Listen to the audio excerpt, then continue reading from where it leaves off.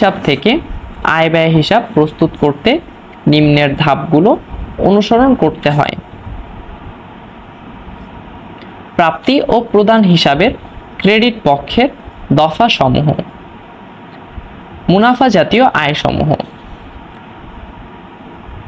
প্রাপ্তি ও প্রদান হিসেবের ক্রেডিট পাশে মুনাফা জাতীয় আয় খরচ আয় ব্যয় হিসেবের ডেবিট পক্ষে দেখানো হয়।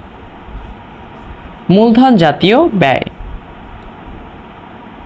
প্রাপ্তি ও প্রদান হিসাবের ডেবিট মূলধন জাতীয় আয় ব্যয় হিসেবে দেখানো যাবে না।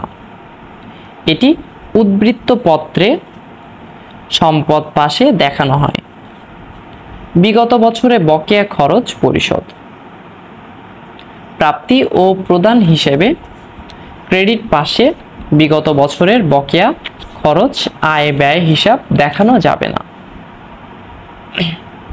এটি মূলধন তহবিল দায় পাশে অভ্যন্তরীণ হবে বা অন্তর্ভুক্ত হবে।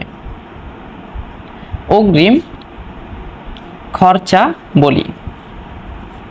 প্রাপ্তি ও প্রদান হিসেবে ক্রেডিট পাশে অগ্রিম খরচ আয় ব্যয় হিসেবে দেখানো যাবে না। এটি উদ্বৃত্ত পত্রের সম্পদ পাশে দেখানো হবে। বিশেষ তহবিল খরচ।